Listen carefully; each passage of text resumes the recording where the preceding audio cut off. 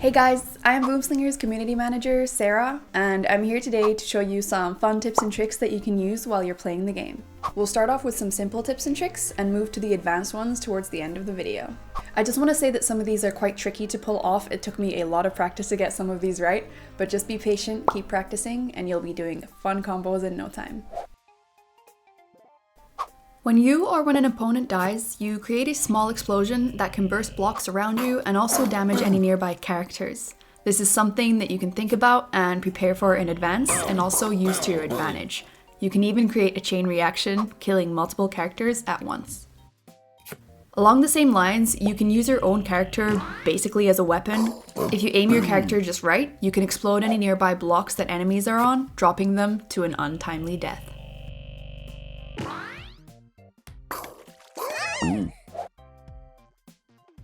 You can use a jump card to push someone off of a ledge. This is especially handy during the weekend jump tournaments. Just be careful with the trajectory, as you might also fall off yourself.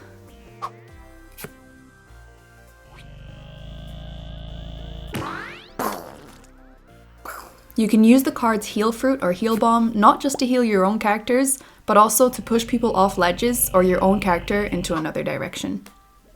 For example, if you see a lonely enemy sitting right next to a ledge, you can throw a heal bomb onto the opposite side and they'll get pushed right off.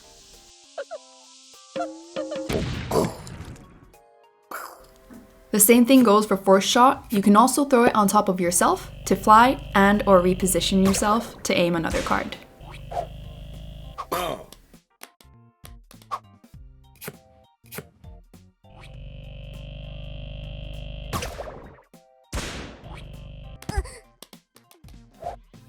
Our next tip is when you use a card while another one is still in the air, it'll slow down the time. This will make it really useful for a lot of different things that I'll be showing you next. You can use a movement card to reposition yourself and shoot at an enemy while you're in the air. The time slowing down while you're aiming helps a lot. Now, this is a bit of a hated move, but you can jump or TP yourself off of a ledge, and before you hit the bottom, you can swap with an enemy to make them take the fall instead.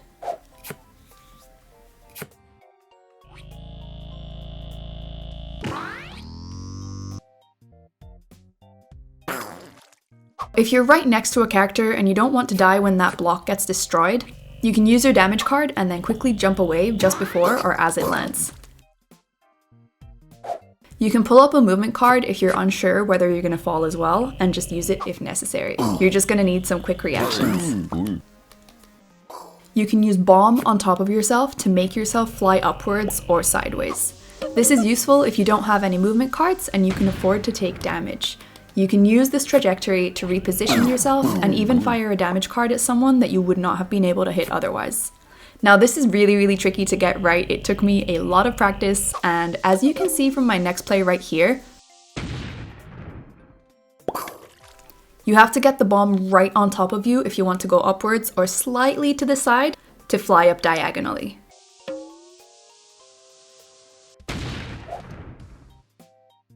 So something new that I learned is that it's not only possible to swap with another character, you can also swap with a weapon.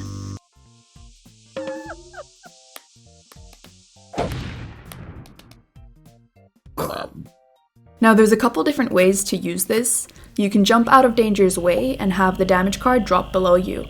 Or if you don't have a jump card or you want to be able to cover more ground than you otherwise would, you can make a much longer jump with this.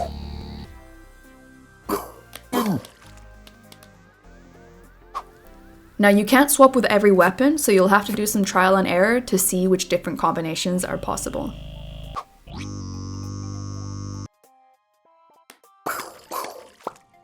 Now this next one is a bit of a crazy one. The timing is really tricky. I had to practice this a lot. But if you ever notice a laser eye targeting your own team instead of the opponent, you can use a swap card just as it's about to fire to become briefly invisible to the laser eye.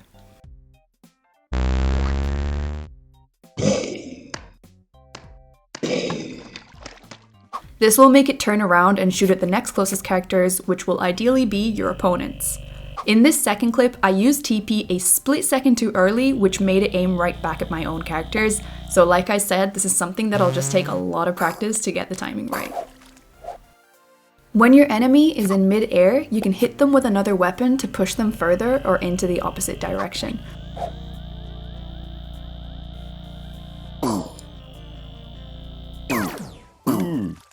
This is quite hard to get right timing-wise, so you'll probably have to give it a few goes before you get it right.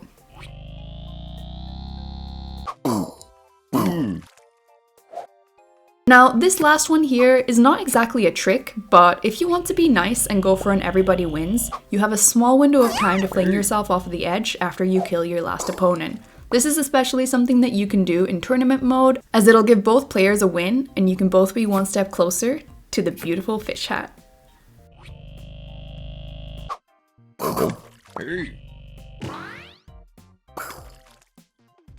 So those were our tips and tricks. I hope you guys found it useful, maybe learned something new. I know that I learned a lot of new stuff while making this video that I will be using in future games. I also want to thank our community for showing me some of these plays that I would never have been able to come up with myself. I hope that the winter season has been treating you well. I'll see you guys next time. Happy slinging!